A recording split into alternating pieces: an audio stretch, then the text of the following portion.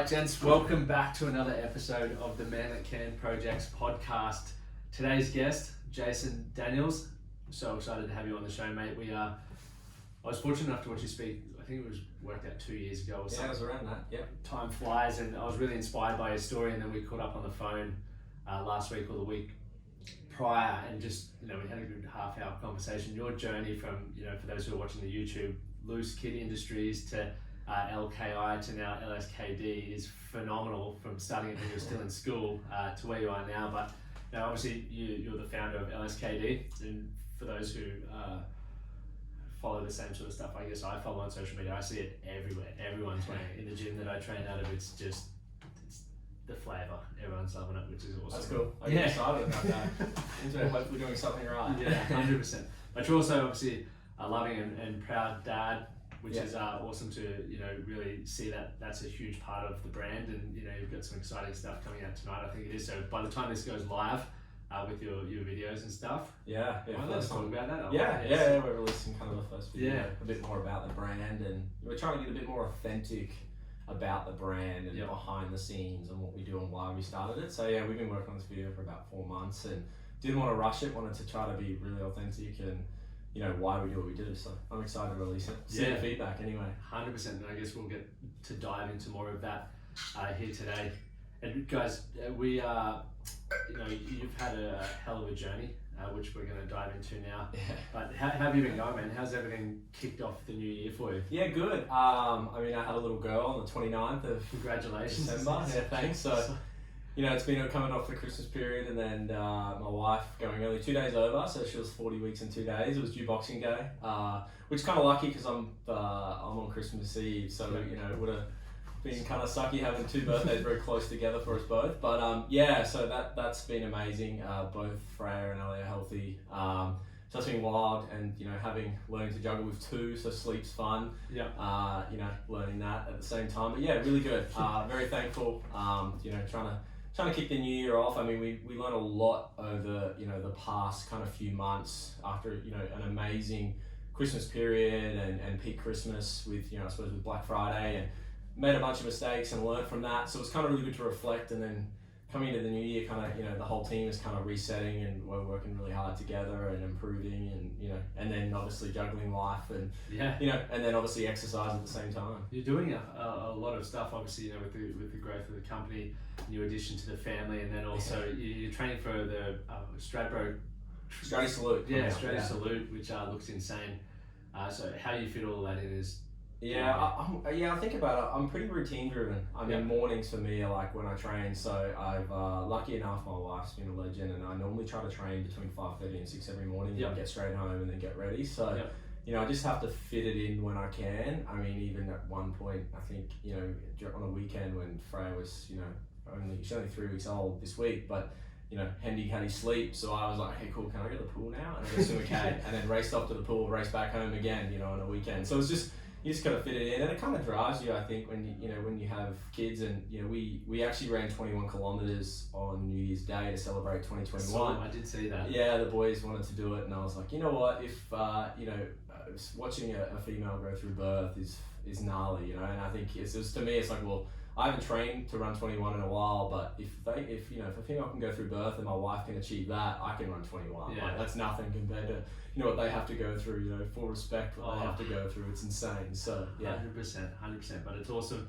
One thing that inspired me when I saw you do that, I was like, so many people are waking up dusty and everything like that. I think I was. It was the first time in a long time I haven't been dusty. So it definitely doesn't happen like that. I normally have a few beers on New Year's Eve, but having 2 kids and one only a couple of days before, kind of and then obviously with COVID and everything going on, so it did feel good. I mean, I finished the run and then grabbed a smoothie. I didn't even make it to breakfast with everyone. I raced straight home to help out with the family. So I was finished the run, grabbed a smoothie on the way home, and then went straight home to help with a crazy toddler running around like crazy. So it's a good man. It's a really good man, a good role model.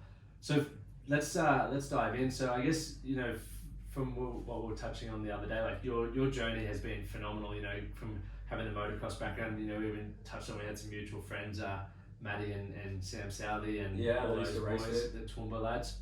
But obviously going through the journey that you've been through, and I'm sure it hasn't been easy. Nothing ever is, and especially you know for those who are watching this, or even if you're listening on podcasts, I've uploaded some photos to the Instagram just of the size of your warehouse now, and I know you're moving to another one. It's huge. Like I don't even know whether the photo will do it justice, but I was inspired because I was like, hopefully one day my business can replicate similar success in obviously a different field.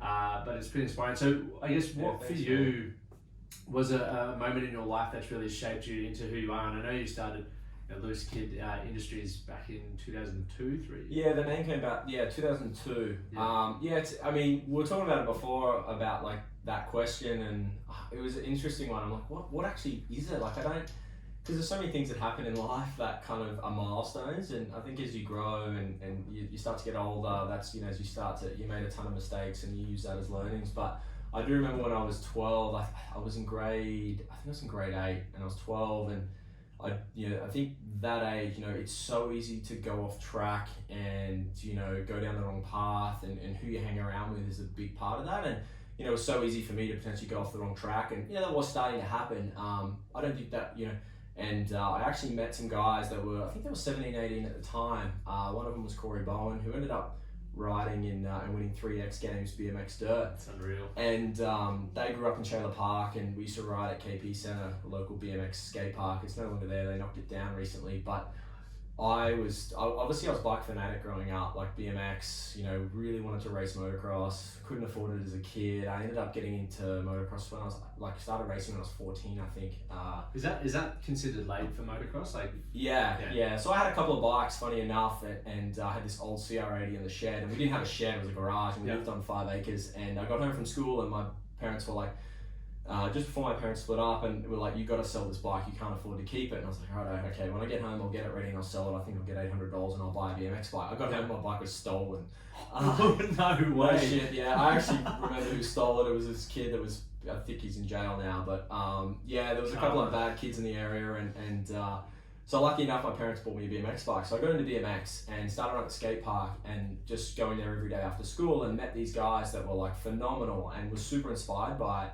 And these boys were so driven, especially Corey back then. He wanted to go to America, and he was even a carpenter himself, working I think for his dad, and it just inspired me. I was this 12-year-old kid that got to ride with these older guys, and I actually got to travel to like Narang skate park and drive with them in the car. Lucky my mum let me, thinking about it back then, but they didn't drink. It was all about riding. It was super focused, and I think it kind of transitioned me into going, I want to be a professional athlete. I want to be the best at that, and it just kind of like had this shift in me where it was all about riding. And then I think when I was in grade 9 or 9, I think it was, I was working at the local BP up the road, and saved enough money to, my grandparents actually went halves with me for a dirt bike so I could start racing. So then actually his brother took me riding and signed off for me at the local motocross track as my 18-year-old guardian back then. Yes.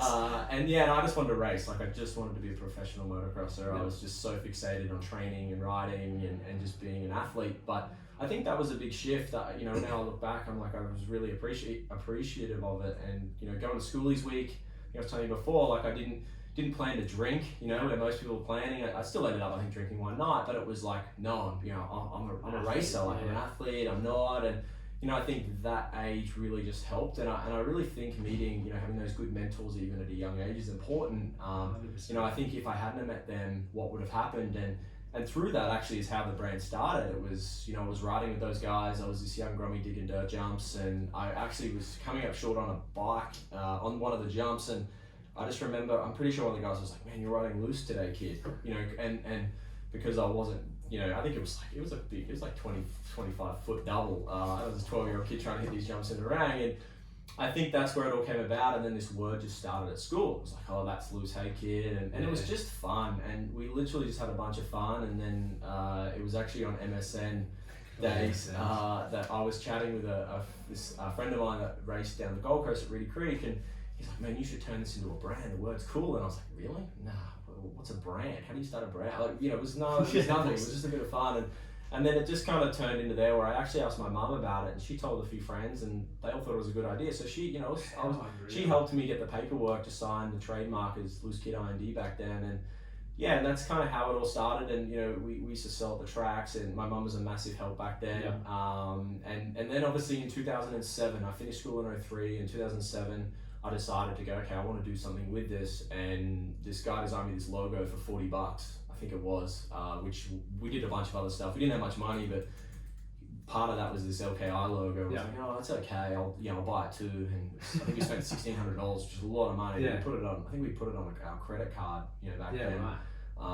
And from there we started LKI and just started going, okay, well, I want to turn this into a career. And I think I was almost second year apprentice carpenter by then. And just started from there. Before work, on my emails, at lunchtime making phone calls, after work we'd go training, racing on weekends, stopping off at retail shops on the way to say Harvey Bay I'd be racing, and you know, it's a 4-hour drive from where I was living. I'd stop at the 2.5-hour mark at Gympie and try and sell to the store there on Saturday, and then head up there and race on the Sunday. And it was just like this constant trying, and I wasn't a designer, so I had to find people to help me design, and I had to find people to help me do this, and you know, and just did what I did best. And that was probably just, you know, networking and building a brand and doing what I love to do. But yeah, it was just a crazy journey, you know. It's I look back and I'm definitely appreciate it. It's phenomenal, and we spoke about this the other day. Like, you know, you're just making time, whereas most people would be sitting in the car listening to music or doing whatever, you're crushing calls, trying to sell stuff on the way up. Like, did you get a roadmap that this is what you had to do, or like, you know, you're doing sales, obviously that's something you're passionate about. Did you ever learn that, or realize that you could find designers, or was it just like, I just want this badly enough that I'm just gonna? Yeah, I don't know what was in me. I mean, my parents, we had a nursery growing up, and I used to go on the road, you know, back in the early days with my dad and even my mum, like collecting cuttings. You know, we'd knock on doors and go, hey, you know, that you know, whether it's a certain plant is overgrown, we'll trim it back for you, and we'd take it back and we'd repot it, and then we'd go to the markets on a Sunday and sell, and I'd work at the markets on a Sunday and sell. And a lot of people talk, oh, you know, my upbringing and this, and I actually went, oh wow, I think that actually gave me confidence to talk to people and do what I do now. But you know, my parents always said, if you want something, you got to work for it. So I think that was just instilled in me, and I don't know, I just was like, I just want it to be a job. I just want to do it. You know, I believe I can make something of this. I was inspired by seeing other brands grow, and I was like, man, I can do this. Like, you know, everyone wants it, and I don't know where. I have no idea where we're going to start. Like, I mean, you know, I look back then, and we didn't start dealing with offshore manufacturers. You know, we were essentially with China and building relationships and the right suppliers until 2011. So it was a long journey before we actually. It took time, and I think it was just more like you know, that whole, I suppose, entrepreneur and social media. It wasn't around then. It was, for me, it was like, I'm just not going to give up. I'm just going to get it done and figure out a way. And you know, we had so many roadblocks, so many mistakes, and I just was like, well, I'll figure it out, you know. I don't know. I just was like, there's nothing, you know, if there's something I've got to get past, I'll find a way, and I'll, you know, talk to people and understand it and learn from it and go, okay, how do I do that? Or if I make a mistake, I'll try and figure out what I did wrong, and then okay, how can I improve? And I don't know. I just did it, but I don't really think about it too much. It makes me fired up just even sitting here and listening, because it's like, you've just got that problem solving mindset where, you know, most people, if they hit a hurdle, I'm sure you probably got people telling you can't do it, or you should probably just stick with being a carpenter and stuff like that. But it happened a lot. But you were just hungry to do it, and you know, whenever there was roadblocks, you sought solutions, which is. And it wasn't like those solutions happened overnight, right?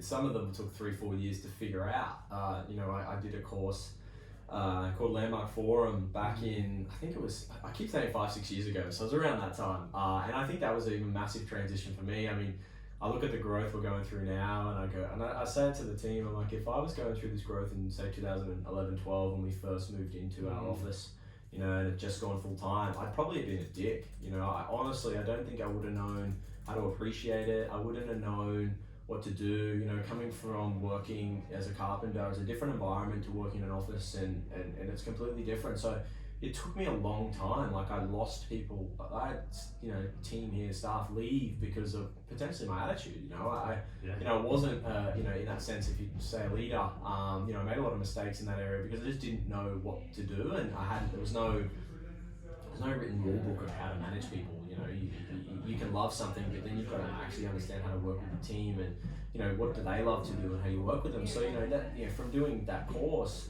then I joined a Toastmasters club because, you can get up and talk at Landmark, and I suck at public speaking, and I'd shit myself. So I was like, okay, well, I need to join a Toastmasters club and learn. And I was freaking out the first time. I was shaking just driving the Toastmasters, and I did that for about 18 months, and learned how to impromptu speak, and still not the best at public speaking, but I just learned, and went, okay, cool, and then just kind of use that. Like, I'd have to talk to a team of 10 in front of the office and I'd freak out. So I was like, okay, well, I need to do something to learn that.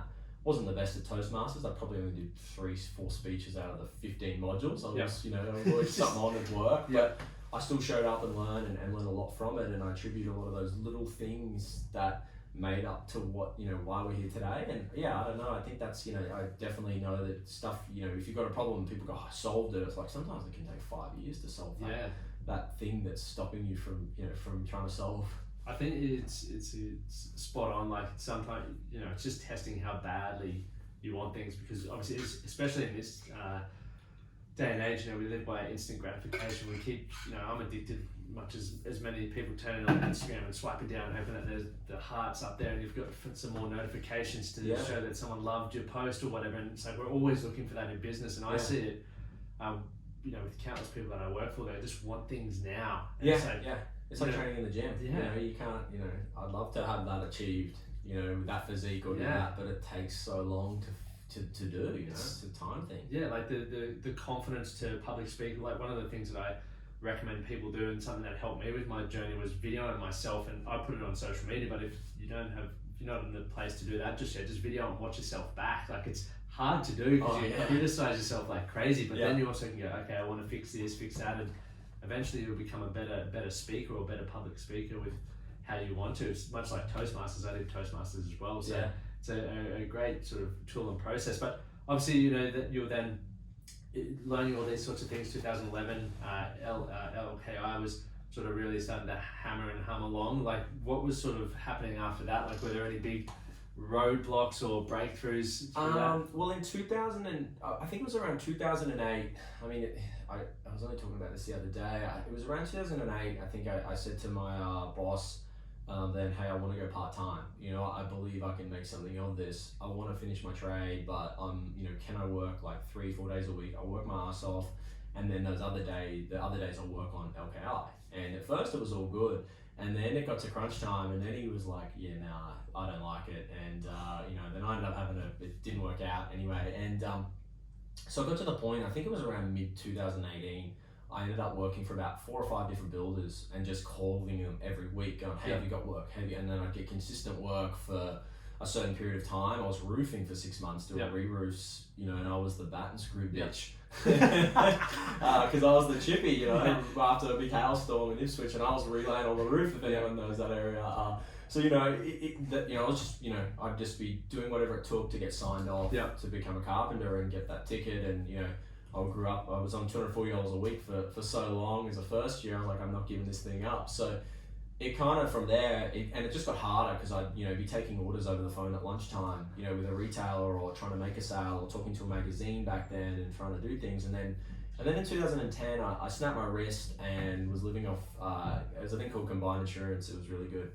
I said they paid for my schoolies week even back then when I snapped my collarbone. So it was a great insurance program. And so I snapped my wrist, and I thought, you know what, I'm not going to go back. I'm just going to hold strong, and I'll finish my trade in 2010 and get signed off. And I didn't go to TAFE because I couldn't afford to do both. So I did it through like a competency-based form to get signed off by a builder. And then we moved into our warehouse we decided to move into a warehouse in April 2010 and literally with, my mum's place was, it was a kit, but pretty much it was her bedroom was storing product. The office was where myself and Scotty, who now is our production manager, was working like a day a week there. We had a sticker bench making stickers. We ended up having 3 containers on the property.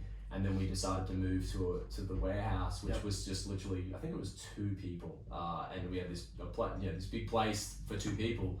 We're very thankful to get in here at lucky enough at a great price in the early days, and then it just was like, oh shit, okay, we're here now. What do we do? And it was kind of just like, for me, it wasn't a strategy around product. It wasn't a strategy around market fit. It was like, let's just make product and try and get into stores and do what we love doing. And back then it was very action sports orientated. It was. We didn't really, we loved action sports and we loved fitness and adventure, but we didn't really know how to kind of market that. So yeah, and it was just a ride. I mean, I talk about it a little bit where I used to I called it like I just did everything for everyone through that kind of journey. And the brand was amazing, and I'm so thankful for it, but we kind of just made everything for everyone at one point where, we made life jackets, we made motocross gloves, we made socks, we did everything, we made some active wear, we made, streetwear, and then as it was around 2017, I kind of started just thinking, we were in some great major retailers like City Beach, and it just got to the point where we're like, okay, how do we actually handle all these different categories? We can't be everything. And I actually met a great mentor, founder of Penny Skateboards, Ben Mackay, and he started it took about 9 months to get a coffee with him. So, it wasn't like he jumped on and had a coffee with me straight away. Spent a lot of time emails trying to get a coffee with him, and he finally was like, this kid's a pest. And then it was, it was like, oh wow, like I didn't think of that, and I just started listening to people. And I think even back then that, there's not many people that own brands, so it's really hard to find advice. So for me, it was like, well, I need to start reaching out to people that have actually succeeded in building a brand. It's not the category, but a brand itself, especially in that kind of like action sports lifestyle space. So I reached out and then just started learning, and then started questioning why I was doing all this stuff and different product categories. And then, we started putting LSKD on product around 2016. Dylan, our design manager, now he actually designed it up, and then he left. As I said, I was a bit of a dick. So he left, and then I was like, oh man, I miss him. 18 months later, he came back. Yes. And I said, I need you back, bro. And he came back, I think it was like mid 2017, I think, or 18 maybe. Yeah. And he'll know the exact date. And anyway, we decided to pull 17. So we decided to pull the trigger in 2018 on LSKD because we'd started putting it on product, and our community liked that more than LKI. So I was like, well, you know what? Instead of me coming up with these ideas or listening to what a retailer wants, I'm just going to ask our community what they want, and our team here, and say, hey, what do you like? Do you like LKI or do you like LSKD? And everyone kept pointing LSKD, and then I was like, do you like live your lifestyle or do you like chase the vibe? And they were like, chase the vibe. And I was like, you know what? I'm just going to listen to what ambassadors, our team here is saying, and essentially our customers are what they want. And literally just went, okay, let's do it. And September 2018, we decided to change the entire brand, and said, you know what, we're just going to stay, it's pretty much essentially sportswear and streetwear with a functional aspect around our sportswear with that streetwear aesthetic. So we really work hard on the product from a functional aspect as well, but as an everyday look and wear that you can wear.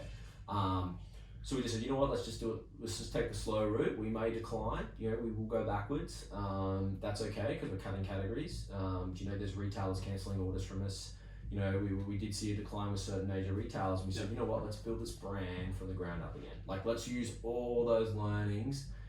Like, pretty much go, let's start a whole new brand. Essentially, but didn't. We just changed the name and literally went, let's do it. And I actually started listening to my team and started getting their advice, started whiteboarding sessions, and just took their advice a lot more. And it was really interesting because there was times where I didn't take their advice, and I made a massive website fuck up. It cost me over $100,000, and it was huge, and my Scotty was like, I don't know about going with this guy. And I was like, no, it'll be alright, give him a go.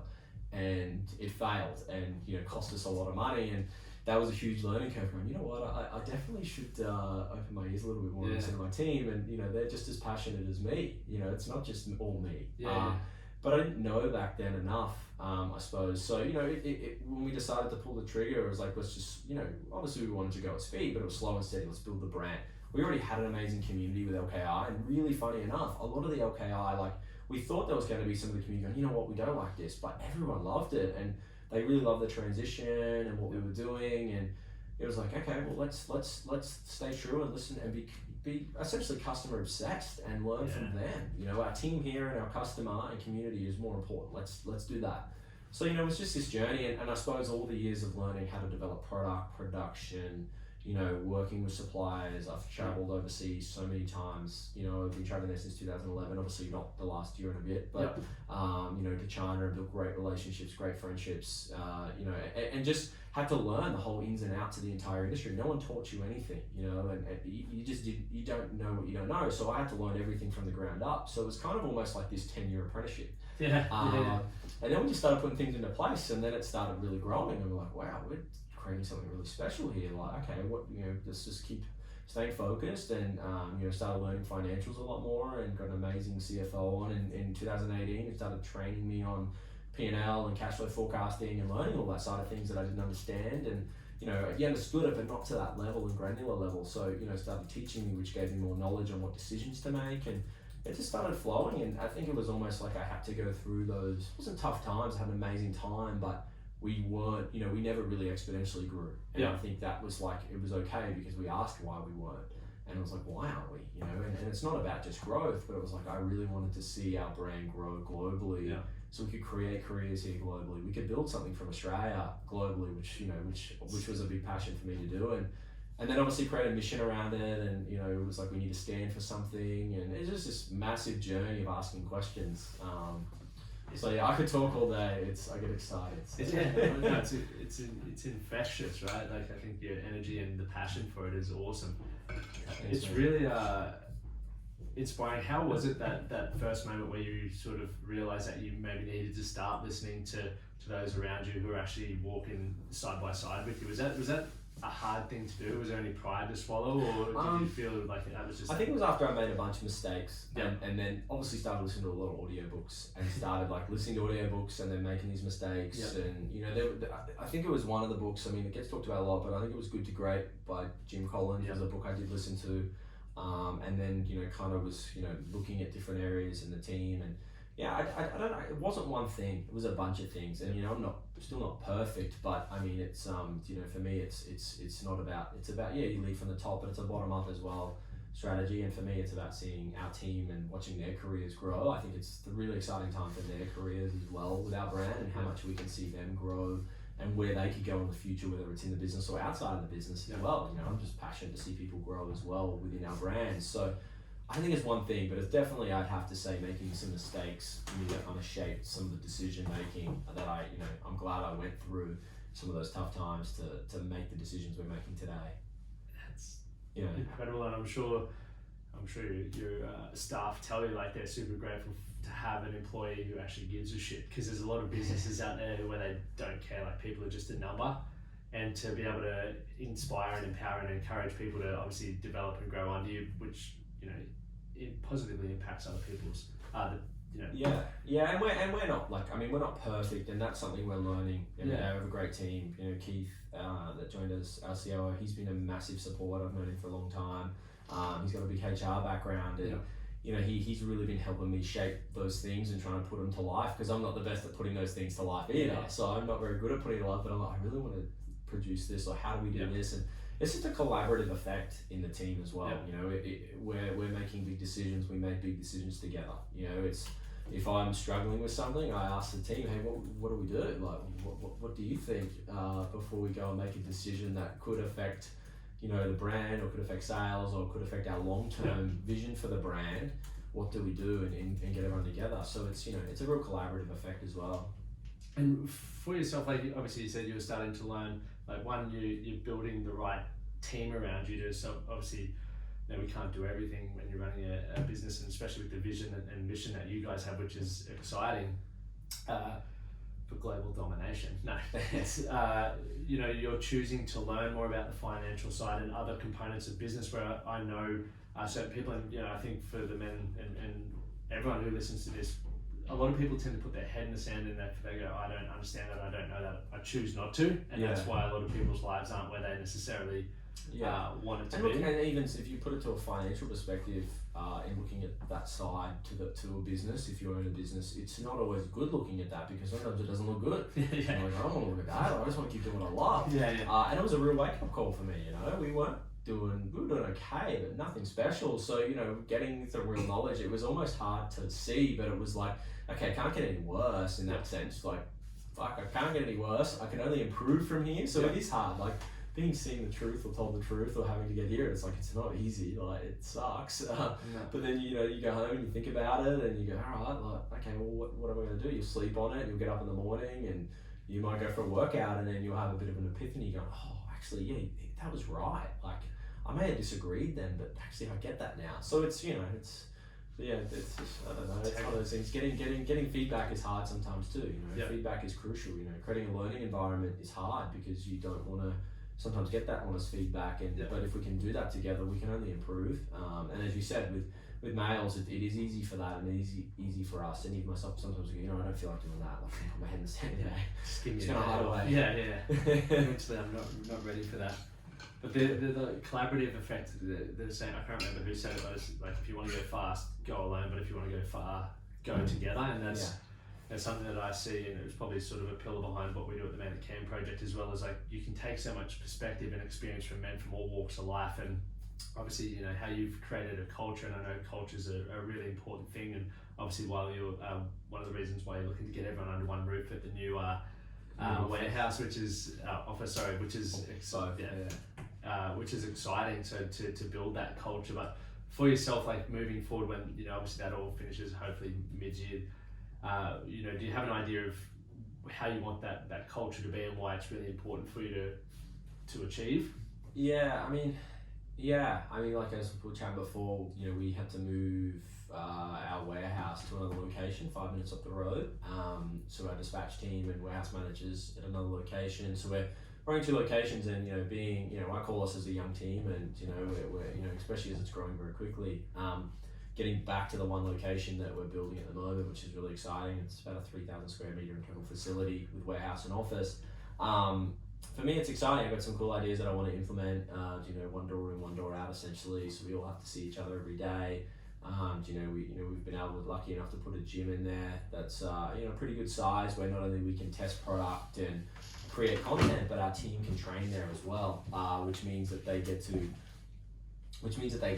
obviously can train there. We can train together. We can throw down together. We can have trainers come in and put workouts on for us. We can have our ambassadors come in and film. But at the same time, I know if I'm getting in there earlier, I might be able to do a midday session because I have to start earlier. I have to help out with the family in the morning and drop my little one at daycare. I can train at lunch. I might see someone from the warehouse. I might see every day throwing down a session at lunch too. And it's like, well, cool. We can motivate each other.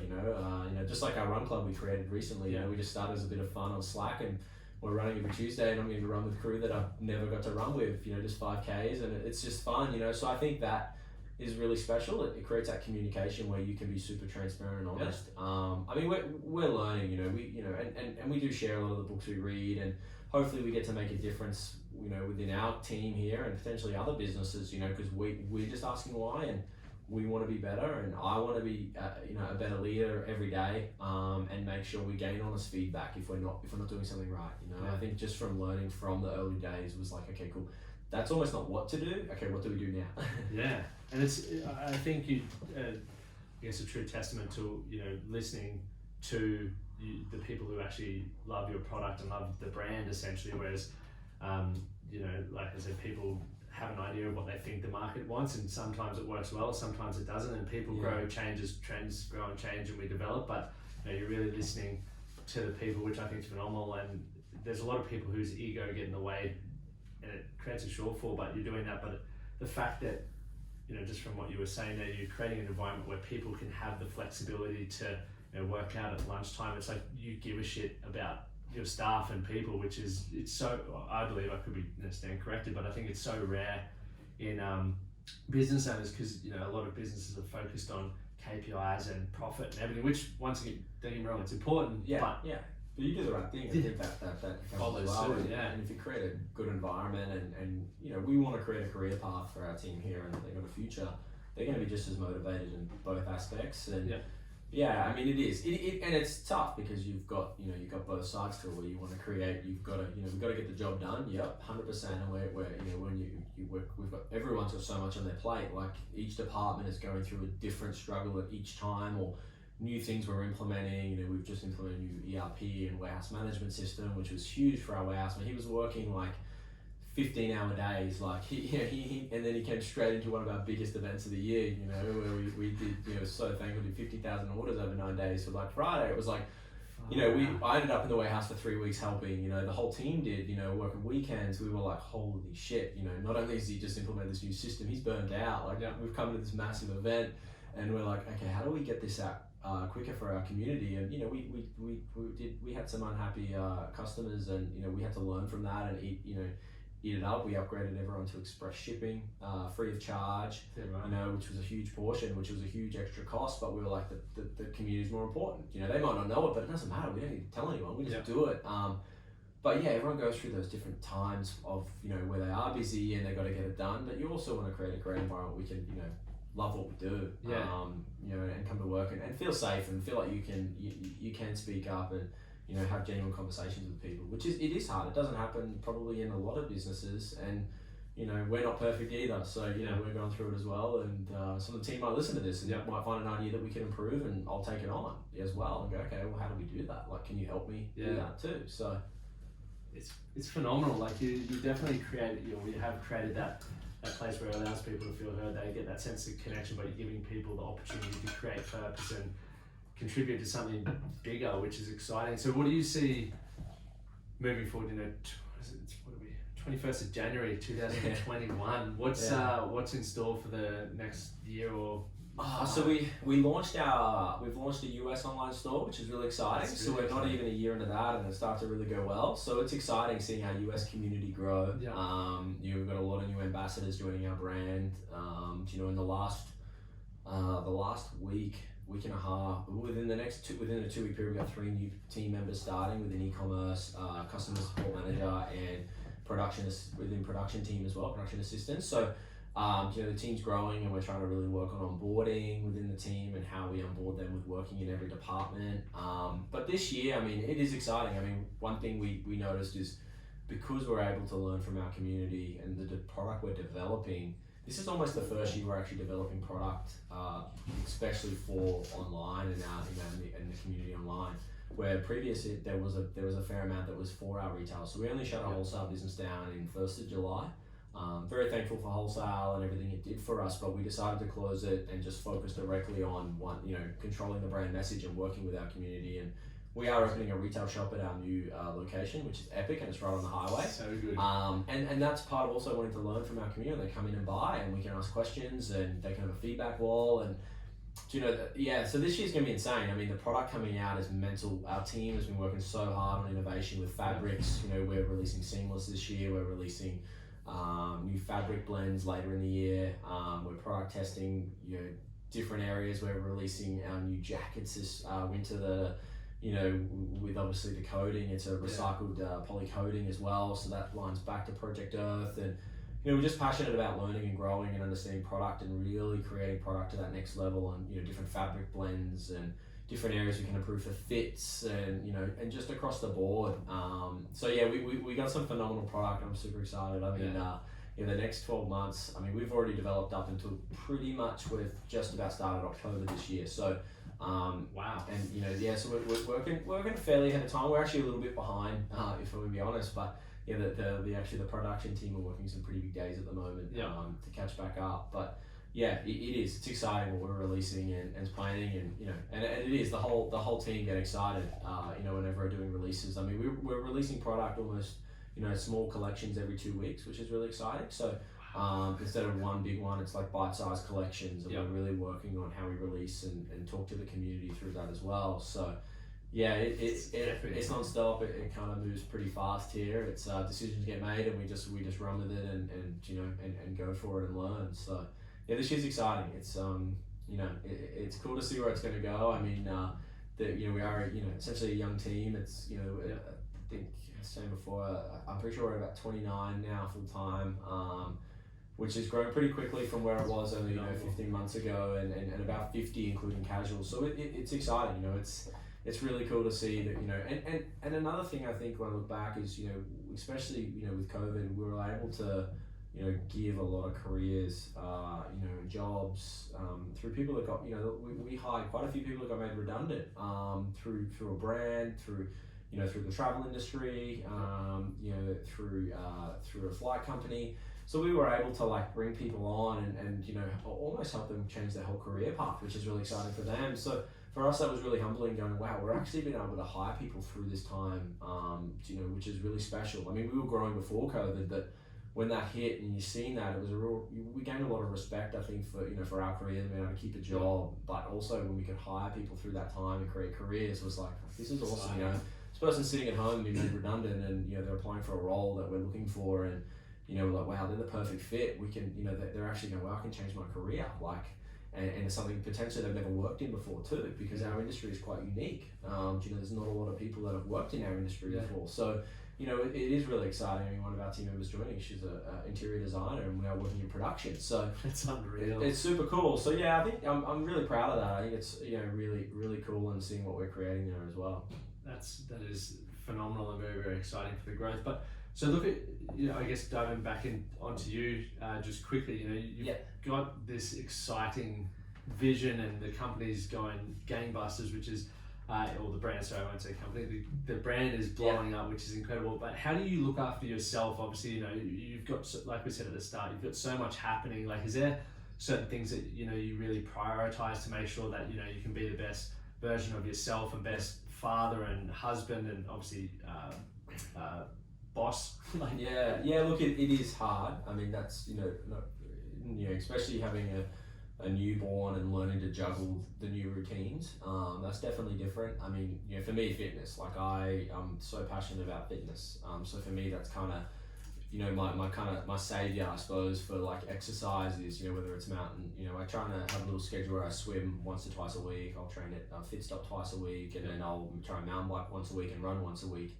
I just, you know, have to change it up where normally a mountain bike could take me an hour and 25. I'm having to step it up and try and make it, you know, I'm trying to hit this goal to hit this one 15K cycle in 45 minutes, because I know I can obviously get home help quicker. So it's just having to like go, okay, cool, I have to be, you know, I can swim a 1.5 K in around 20, I can't remember, like 25 minutes. So by the time I get there and back, it's like, okay, cool, that's my time plan. And then I'll get home, help, get the little one to daycare. If my wife can't drop you, you know, being only such early, I've been helping there. So it's, you know, it's different to what it was with one. So yeah, it's hard. And I think fitness is, for me, it's like exercise in the morning, whether I don't want to do it or not. Some days, you know, I was tired this morning and I went, it starts the day, you know, keeps you clear thinking.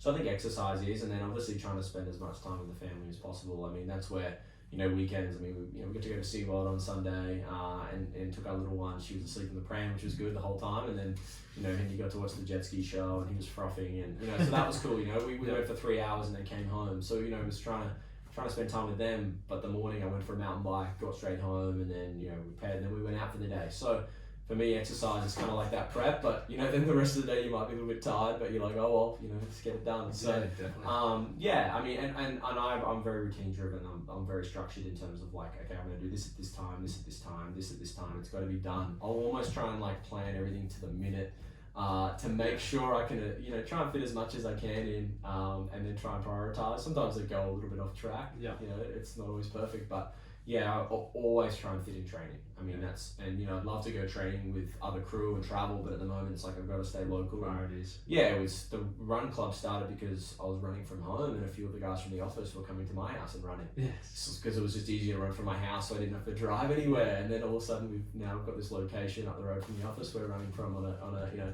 and there's a park there, so my wife can come down with the kids and hang out in the park while we run. Awesome. So it's just trying to make that inclusion so we can, you know, can still exercise and, you know, try and make it work. So yeah, that's awesome, man. Like, been very, you know, speaking about sticking to time, I you know, I've taken away so much of this. It's alright, I enjoy it. Collaboration, bloody prioritizing your time. That's something that I'm massive on as well. But, you know, the biggest thing I take away from you is you really take ownership and take responsibility for everything that's happening in your life, which is, you know, I truly believe the success that you're creating, the brand that you're creating, and the inclusivity and everything that you've done is off the back of that. And I think, you know, if everyone's listening could take away one thing, and, you know, I'd highly recommend listening to this again, like, pick up some subtle things around taking ownership for learning different things if you don't understand it, and just trying to attack things at different angles, because that's, you know, the I guess the real mindset that we need to have to achieve what we want to have, and ultimately create the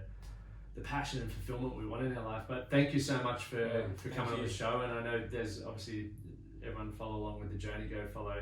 Where can we find you actually, rather than tags? Okay. Well, obviously our brand at LSKD across all our channels. Mine is Jason Daniel. __ because I couldn't get my full name. So yeah, it's just boring __. But yeah, that's mine. And you know, I'm actually trying to share the journey a little more on my personal ones, because I never really share that much. To be honest, it's more about we just get in and get it done. It's more about the brand. So I'm trying to share the journey a little more, because I think it's it is. I'm really proud of it, and you know where it's going and what we've achieved as a team. So yeah, that's where you can find us. I'll put all the links in the show notes so you guys can click on them and go buy yourself some gear. That's for sure. And take some. I'm sure you really enjoy seeing people when they buy stuff tag you guys in it, so you can see what their lifestyles are like chasing the vibe as well. I think that's cool. So make sure you guys definitely do that sort of